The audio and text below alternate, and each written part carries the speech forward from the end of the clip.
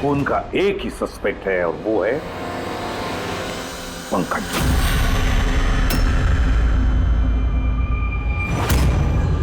मैं तुम्हें सीआईडी से सस्पेंड कर रहा हूं। सर मेरा यकीन कीजिए सर, मैं सच कह रहा हूं, मैंने खून नहीं किया, मुझे मेरे पिताजी की कसम है सर। पंकज, तुम्हारी गन और बैच। सर, एक बेटा अपने पिता के श्राद्ध के दिन उसकी झूठी कसम कैसे खा सकता है सर? मैंने तुमसे नहीं पूछा फ्रेडी। गन और बैच।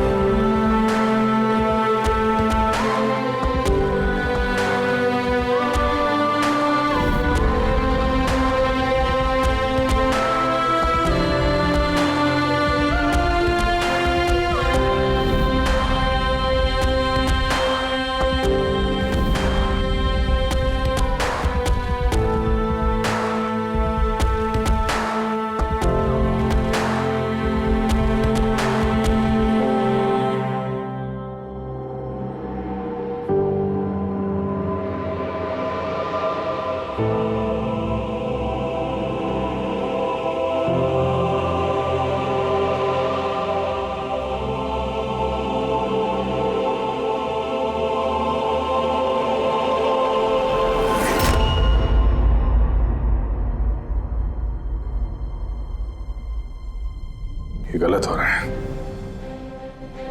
ये एकदम गलत हो रहा है। नो ऑफेंस सर, लेकिन आप हम सब पे ऐसे हमेशा शक नहीं कर सकते। ये तुम क्या कह रहे हो अभिजीत? क्या गलत कहा मैंने? जब भी कभी किसी सीआईडी ऑफिसर के ऊपर झूठा इल्जाम लगता है, आप हम पे कभी भरोसा नहीं करते। ये तुम क्या बोल रहे हो अभिजीत? मुझे तुमसे ये उम्मीद नहीं थी। हमारी भी थोड़ी बहुत उम्मीद है सर आपसे। आपके एक इशारे पे जान देने को तैयार खड़े रहते हैं हम लोग।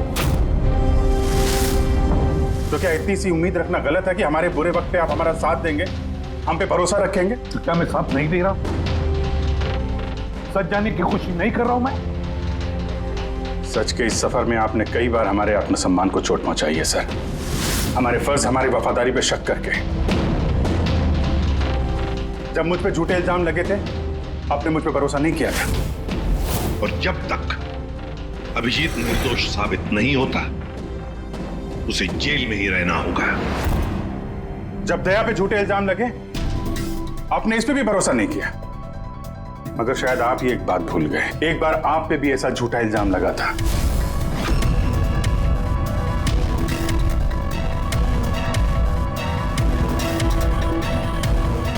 उस वक्त हम में से किसी ने भी आप पे शक नहीं किया था, बल्कि एक मजबूत दीवार बनकर सामने डटे खड़े रहे थे ताकि आपके ऊपर आंच ना आ सके।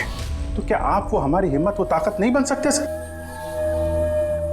अभिजीत, मुजरिम से भी ज्यादा खतरनाक होता है एक इमोशनल सीआईडी ऑफिसर। तुम इमोशनल बन गए हो अभिजीत। मैं तुम्हें इस केस से हटा रहा हूं।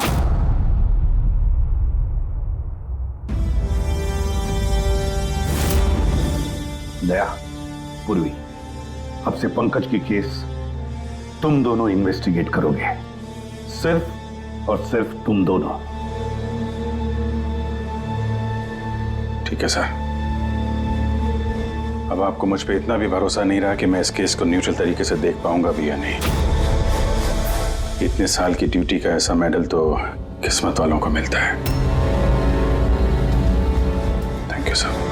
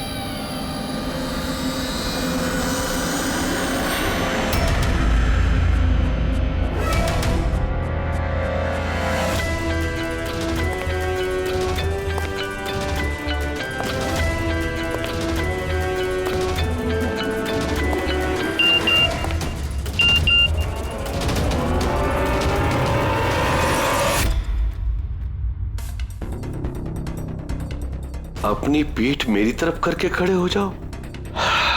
चलो ये भी करके देख लेते हैं।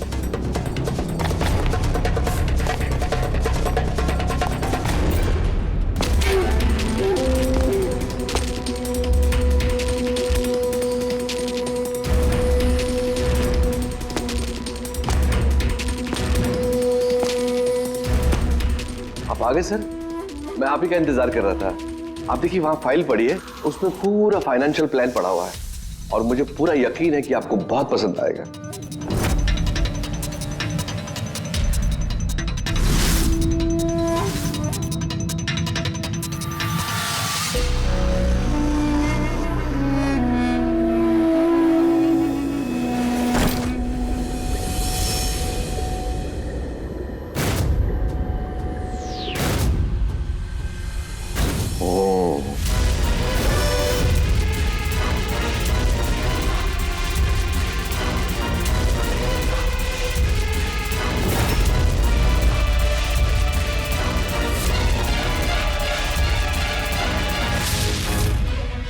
अरे ये तो नकली है। Hello ACP Pradyuman here। What? कब? अच्छा ठीक है।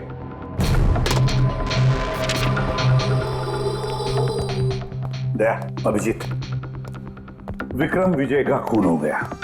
विक्रम विजय? वो हवाला कांड वाला सर? वही विक्रम विजय आज तक कानून से बच के भाग रहा था। आज उसका कत्ल हुआ उसके ही घर में। एक न एक दिन तो ये होना ही था सर, इतने सारे दुश्मन पाल रखे थे उसने।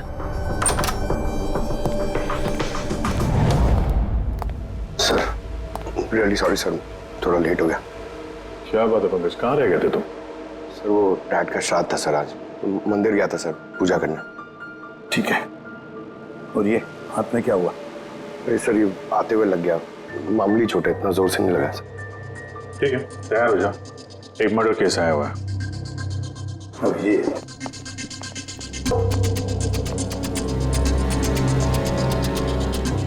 इसका मर्डर हुआ है विक्रम विजय का।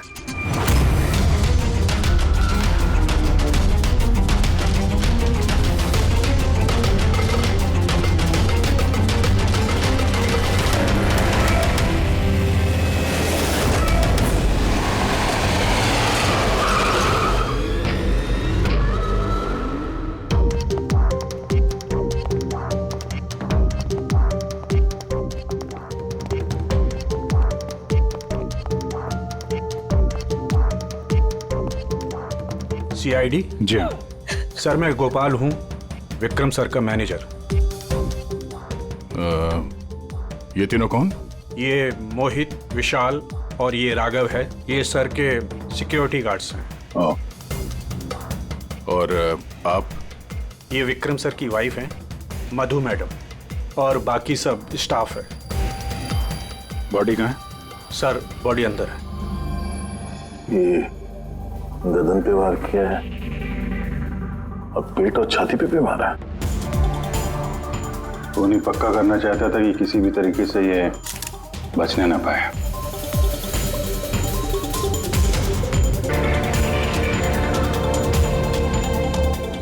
लगता है इससे हमला किया है इस पे।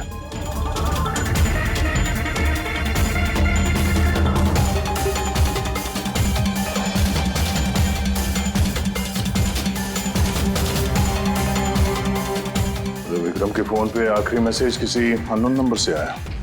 अपनी पीठ मेरी तरफ करके खड़े हो जाओ।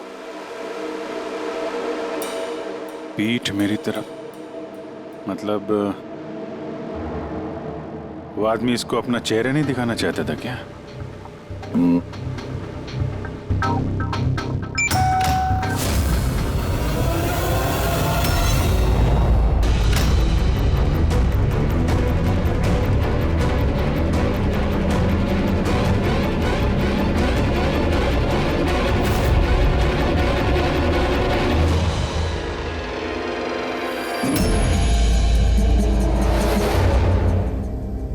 ये देखिए सर, उद्यान में से मुझे क्या मिला है? Audio recording device. Audio recording device? इस कमरे में जो भी बात हो रही थी वो कोई सुन रहा था। सर, मैं उसका नाम तो नहीं जानती, पर वो जिस तरीके से तैयारियां करवा रहे थे उस हिसाब से तो लग रहा था जैसे वो उनका बहुत खास क्लाइंट हो और वो सिर्फ विक्रम से ही मिलना चाहता था। ये क्लाइंट विक्रम के कांटेक्ट में आया कैसे? सर मेरी वजह से। उसने मुझे पहले कांटेक्ट किया था। वो विक्रम साहब का पूरा इतिहास बहुत अच्छी तरह से जानता था और विक्रम सर उसके इस होमवर्क से बहुत इम्प्रेस हुए और उन्होंने मुझसे मीटिंग फिक्स करने के लिए कहा।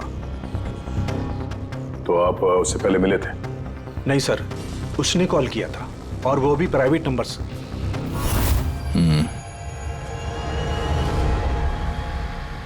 तो आप लोगों ने मीटिंग से पहले पूरी तैयारी कर ली थी? हाँ जी सर। उस कमरे को अच्छी तरह से चेक कर लिया था? हाँ। तो फिर ये ऑडियो की रिकॉर्डिंग डिवाइस ये कमरे में कैसे पहुंची? सर, ये कहाँ से आया? फ्लावर में। फ्लावर पॉट में? वो तो तूने चेक किया था ना मोहित? मैंने चेक किया था सर, लेकिन मुझे फ्लावर पॉट में दिखा नहीं था। दिखा नहीं था? जी नहीं। अच्छा, ऐसे कैसे दिखा नहीं था? ब्यूरो चल, वहां पे अच्छे अच्छे को दिखने लगता है।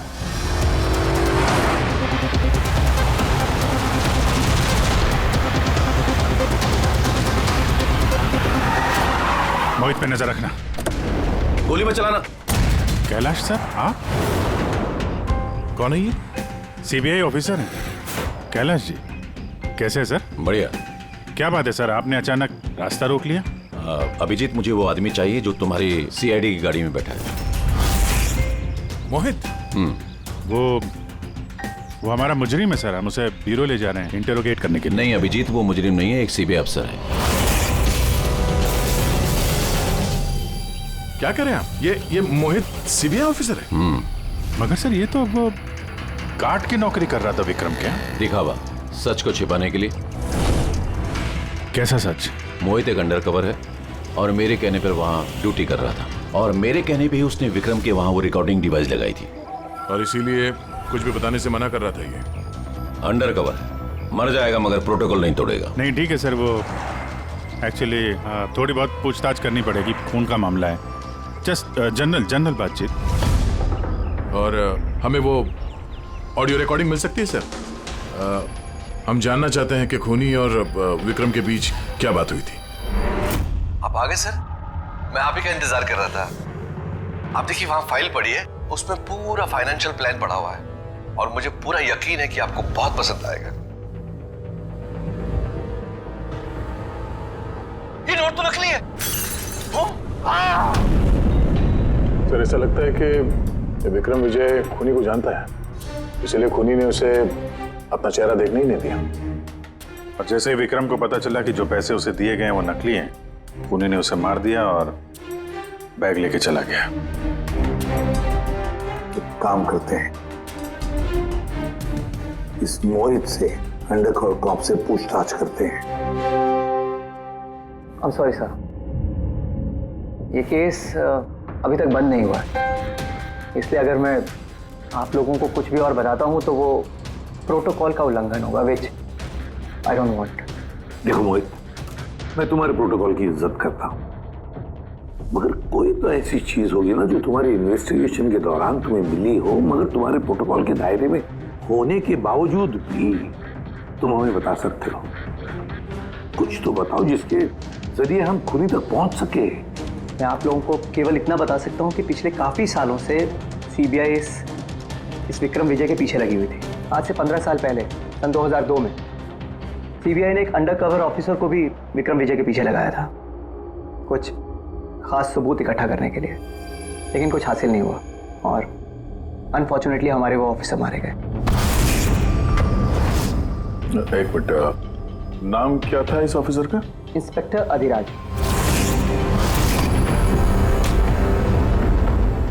इंस्पेक्टर अधिराज।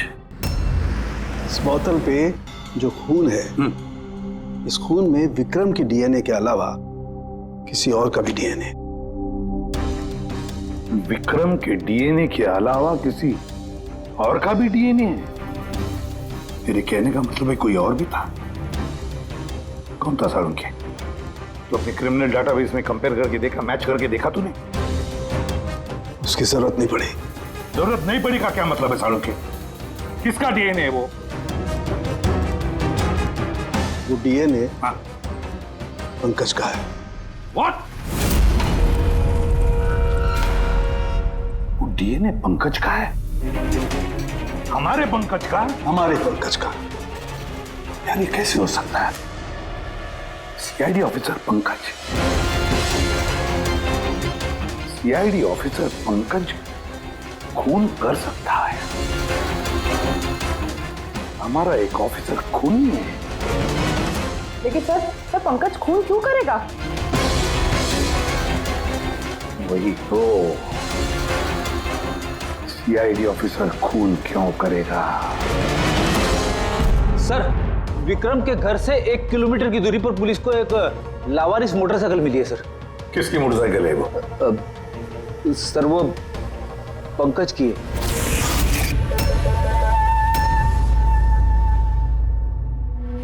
लगा मुझे। क्या मतलब? पंकज की बाइक पड़ी है वहां पे और आप लोगों को हैरानी नहीं हुई? विक्रम विजय जिसकी मौत हुई है आज, 15 साल पहले अधिराज जी, पंकज के पिता, एक अंडरकवर कॉप, बॉडीगार्ड बन के विक्रम विजय के खिलाफ सबूत इकट्ठा कर रहे थे और उसी दौरान वो मारे भी गए।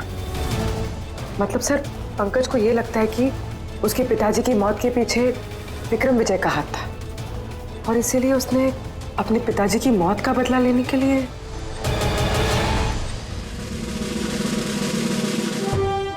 पंकज कहाँ है?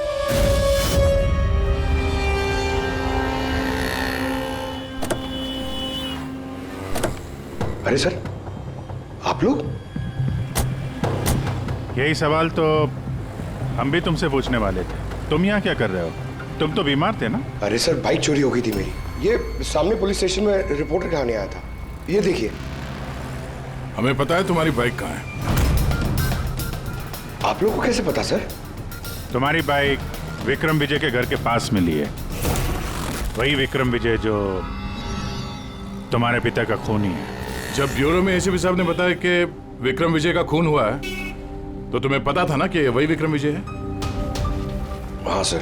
अरे तो ब्यूरो में क्यों नहीं बताया तुमने? तुम्हें बताना चाहिए था ना कि विक्रम विजय तुम्हारे पिता का खूनी है। सर, डैड का श्राद्ध था सर। मंदिर से ब्यूरो आ रहा था, उनके बारे में सोच रहा था, ये न्यूज आ गई। एकदम हिल गया था सर, समझ में नहीं आ रहा था क्या करूं। और ये हाथ जो तुम्हारा कटा हुआ है, एग्जैक्टली हुआ क्या था? सर ये तो जब मैं मंदिर से ऑटो पकड़ के आ रहा था,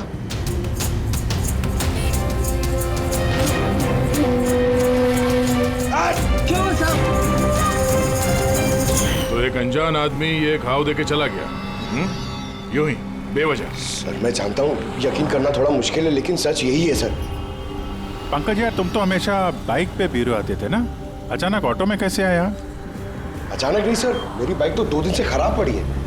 तो तुम्हारी खराब पड़ी हुई बाइक कोई लेकर गया, उसने उसे रिपेयर करवाया और ठीक होने के बाद उसे एक लावारिस जगह पे छोड़ दिया, वो भी संयोग से एक ऐसे इंसान के घर के पास छोड़ दिया जिसका आज ही खून हुआ और जो तुम्हारे पिता का खूनी भी है। सर आप लोग मुझ पे शक कर रहे हैं? आप लोग को लग रहा है उस विक्रम विजय को मैंने मारा है?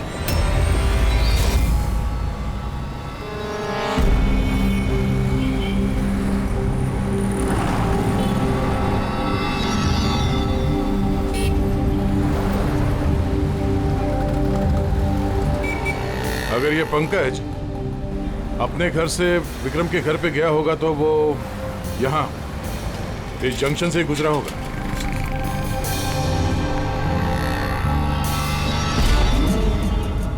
सर सिग्नल पे सीसीटीवी कैमरा लगा हुआ है। इस सीसीटीवी कैमरा के फुटेज से पता चल जाएगा कि पंकज यहाँ से गया था उस बाइक पे या कोई और था वो।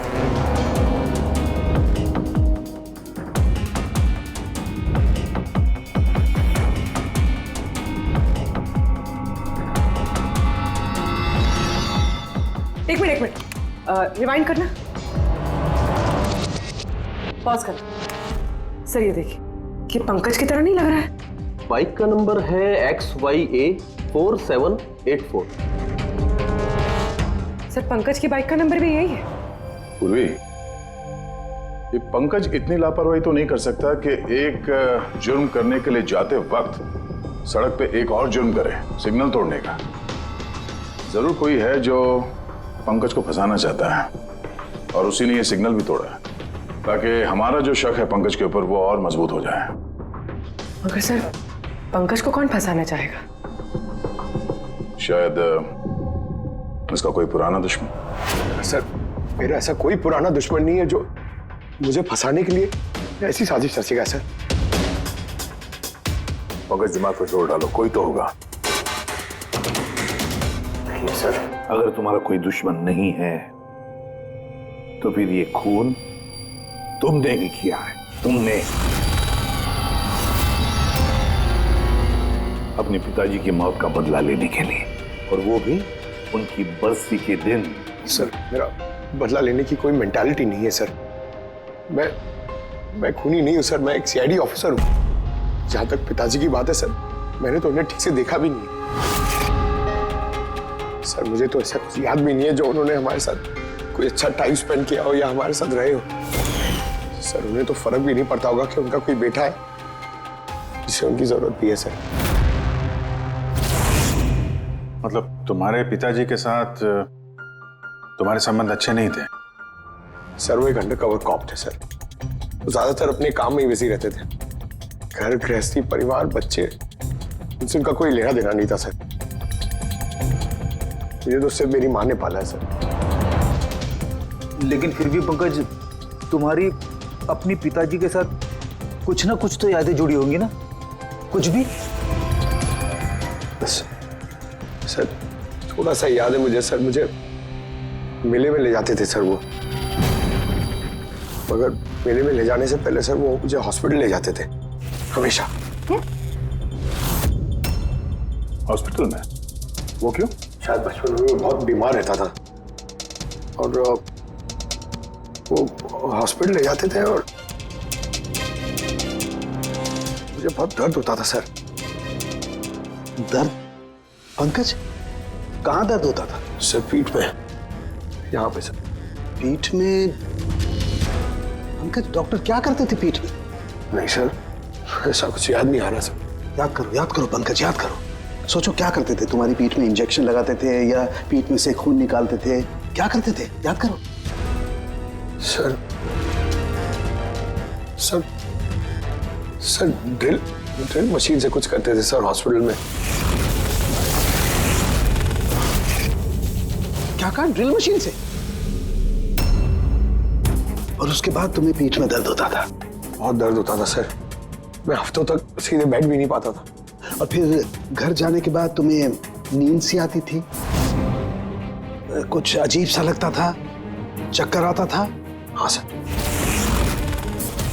सर मेले में भी जब मैं घूमने जाता था तो नींद में ही रहता था सर, ऐसे चक्कर आते रहते थे सर बस। लेकिन सर इस बात का इस केस से क्या लेना देना? लेना देना है बॉस। मुझे लगता है इसके पिताजी ने इसकी बहुत छोटी उम्र में इसका बोन मैरो डोनेट करवा दिया था। लेकिन सर बच्चों का बोन मैरो डोनेट करवाना तो गैर कानूनी है ना? गैर कानूनी है, लेकिन मुझे लगता है बॉस पैसे की वजह से या किसी भी और वजह से उस डॉक्टर ने इसके पिताजी के लिए ये सब कुछ किया था। वो ठीक है सर, लेकिन मेरी समझ में अभी भी ये नहीं आ रहा है कि इस बात का इस केस से क्या कनेक्शन है। कनेक्शन ऐसे है पूर्वी कि कई बार जब बोन मैरो डोनेट किया जाता है तो जिसे बोन मैरो डोनेट किया जा रहा है उस व्यक्ति को ह्यूमन काइमेरिज्म हो जाता है। ह्यूमन काइमेरिज्म? ये क्या है सानिको साहब? यूं समझो कि जिस व्यक्ति को बोन मैरो डोनेट किया जा रहा है उस व्यक्ति के शरीर में 2 डीएनए पैदा हो जाते हैं। एक डीएनए वो जो उसका खुद का है ओरिजिनल, और दूसरा डीएनए वो जो बोन मैरो जिसका ट्रांसप्लांट हुआ है उसका। इसका मतलब है सर पंकज का बोन मैरो जिसे मिला शायद उसके खून में भी ये पंकज का डीएनए शामिल है। Exactly that. बस मुझे लगता है कोई बहुत ही खास होगा वो जिसके लिए पंकज के पिताजी ने ये सब कुछ किया। कोई ऐसा खास आदमी जो पंकज के पिताजी इंस्पेक्टर अधिराज के बहुत ही करीब था और उसकी मौत का बदला लेने के लिए उसने ये खून कर डाला। पर कौन?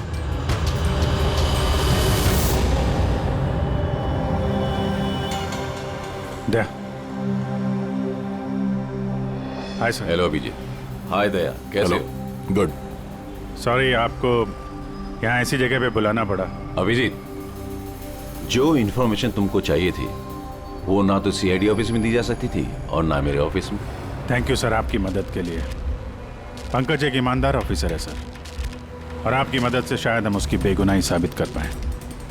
अभिजीत, तुम्हें याद है एक खतरनाक मुजरिम था राका, उसको पकड़ने में तुमने मेरी मदद की थी, तो समझ लो मैं उसी का बदला चुका रहा हूं। दोस्ती में बदले नहीं चुकाए जाते सर। एक्चुअली हमें पंकज के पिता इंस्पेक्टर अधिराज जी के बारे में जानकारी चाहिए, जितनी भी आप दे सकें।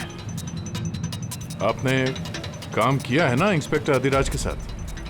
हाँ दया, अधिराज बहुत ही ईमानदार अफसर था और बहादुर भी। मुझे तो ये कहने में गर्व होता है कि हमने एक साथ काम किया। सर एक्चुअली हमें ये पता करना था कि उनके अंडर कवर मिशन के दौरान उनके कभी किसी से कोई खास रिश्ते बने थे। I mean, कोई नया परिवार, ऐसा कुछ। अभिजीत, ये जो अंडरकवर की दोहरी जिंदगी होती है, मुश्किल होता है जीना। एक पुलिस वाला भी तो इंसान ही होता है ना, और उसे भी वो चौकट कभी कभी नहीं लगनी चाहिए जो वो लांग गए। मतलब उनको भी किसी से प्यार हुआ था? उनका कोई दूसरा परिवार भी था? हाँ, अधिराज की दूसरी पत्नी बच्चे को जन्म देने के बाद गुजर गई। ओह, और अधिराज जी की मौत के बाद इस दूसरे बच्चे का क्या हुआ? ये राज हमेशा राज ही बना रहा कि अधिराज ने उस दूसरे बच्चे को कहाँ रखा, कैसे पाला, और वो बच्चा कहाँ गया, कभी किसी को नहीं मिला। और ये जो बच्चा है दूसरी शादी से, क्या उम्र रही होगी उसकी? ये पंकज से कोई 2-3 साल बड़ा होगा। शादी पंकज की माँ से पहले हुई थी, पर बच्चा दूसरी बीवी से पहले हुआ था। शायद उसे कोई बीमारी होगी जिसकी वजह से अधिराज जी ने पंकज का बोन मैरो उसे दिलवाया होगा।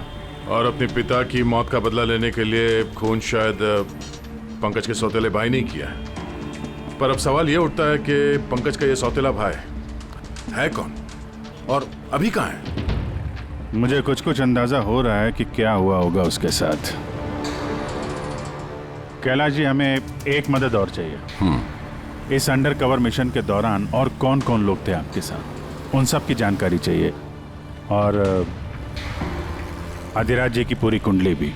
अभिजीत, ये जरा मुश्किल होगा। जानता हूं सर, ये थोड़ा मुश्किल है, लेकिन किसी की बेगुनाही साबित करनी है। और आप यकीन रखिए, ये सारी इंफॉर्मेशन हमारे बीच में रहेगी, बस। ओके। अरे यार, और कितना इंतजार करना पड़ेगा? ये लोग टाइम पे आते क्यों नहीं?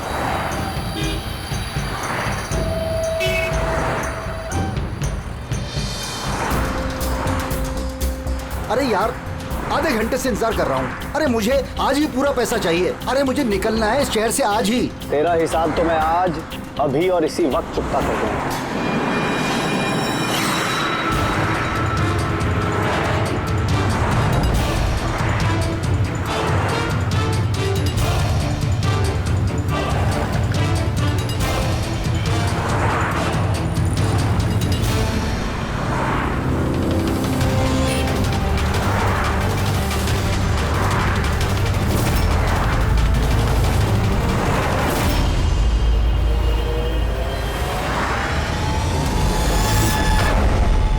तेरा अकाउंट सीआईडी बंद करेगी। ये सर के सिक्योरिटी गार्ड्स हैं। नहीं अभिजीत, वो मुजरिम नहीं है, एक सीबीआई अफसर है।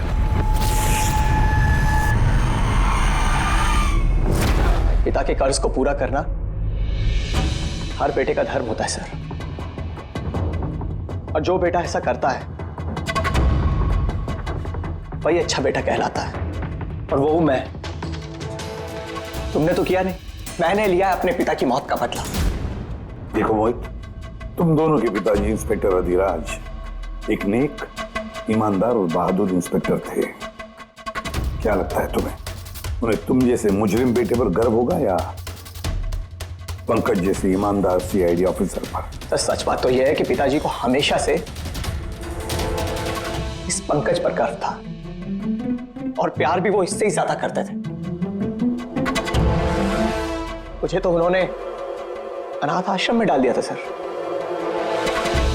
ताकि उनके दूसरे परिवार पे कोई आंच ना आ सके। वो ये बात बताती तो हमारे पास आई क्यों नहीं? मैं तो भाई हूं तुम्हारा यार।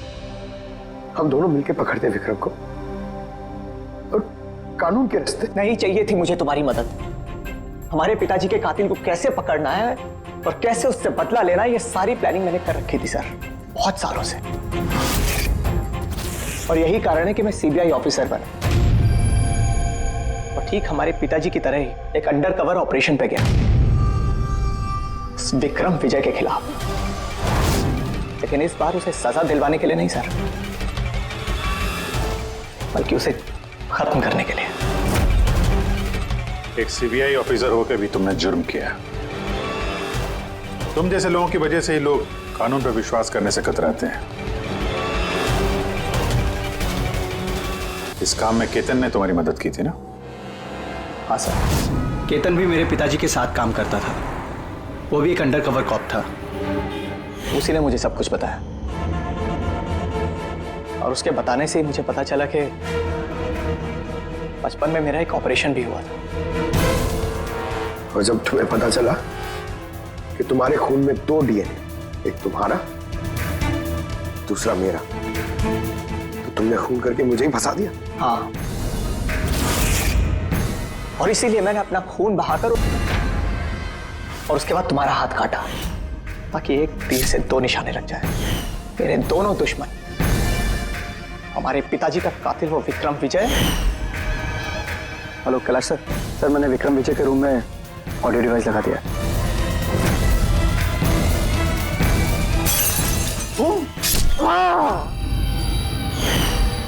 और तुम, मुझसे इतनी नफरत क्यों है तुम्हें भाई? क्यों ना करो तुमसे नफरत? आज तक सब कुछ तो तुम्हें मिला है। हमारे पिताजी का नाम, उनका प्यार, उनकी इज्जत, सब कुछ। और दुख की बात तो यह है कि ये सब कुछ मिलने के बाद भी तुम्हें इतना सा भी होश नहीं था कि हमारे पिताजी का कातिल है कौन। अगर आज मैं नहीं होता तो हम दोनों के पिताजी का कातिल आज भी जिंदा होता और खुला घूम रहा होता। और तुम्हें क्या मिला हुआ है? जेल? और खून करके तुम्हारे पिताजी को क्या मिला मरने के बाद? शर्मिंदगी? सर एक बात पूछ सकता हूं आपसे? आप लोग मुझ तक पहुंचे कैसे? क्योंकि मैंने कोई कसर नहीं छोड़ी थी सारे सबूत पंकज के खिलाफ करने में। मोहित, हम जानते थे कि पंकज ऐसा कभी नहीं करेगा। और रही बात तुम तक पहुंचने की, जब हमें 2 डीएनए के बारे में पता चला तो हमने तुम्हारे पिताजी इंस्पेक्टर अधिराज का बैकग्राउंड चेक किया। उसमें हमें पता चला कि उनका और भी एक बेटा है, तुम। और फिर बस हमने उस बेटे की पूरी कुंडली निकाली, मतलब तुम्हारी। और फिर सारा मामला समझ में आ गया। बहुत गलत किया तुमने मोहित, बहुत गलत किया। कानून तुम्हें कड़ी से कड़ी सजा देगा, शायद उम्र कैद या फांसी।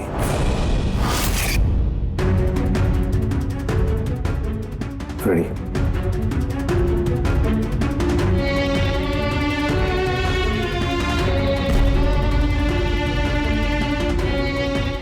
फ्रेडी सर,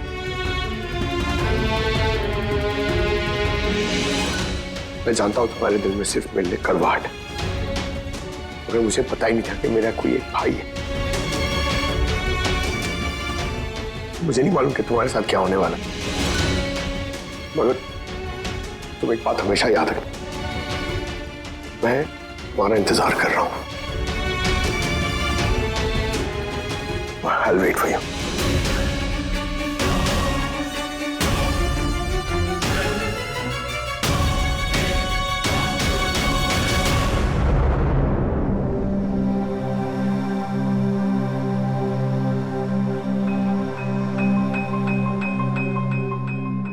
पंकज, देखो, तुम्हारे में ये जो अच्छाई है ना, इसे कायम जिंदा रखना, कायम। Welcome back to CID. Thank you sir. Sir, I am sorry sir, आप सही कह रहे थे। इमोशनल होके मैं कुछ जरूरत से ज्यादा ही बोल गया सर। I am sorry. देखो अभिजीत, तुम सब लोग मेरे लिए ना सिर्फ सीआईडी ऑफिसर्स हो, बल्कि मेरा गुरूर हो, मेरा आत्मविश्वास हो, मेरी ताकत हो। और एसीपी प्रद्युमन ने आज तक अपनी ताकत पर कभी शक नहीं किया और ना कभी करेगा। इम्तिहान की घड़ियां तो आती है और आती रहेंगी भी, मगर फर्ज की राह पर चलते वक्त अगर अपने बेटे पर भी गोली चलाना क्यों न पड़े,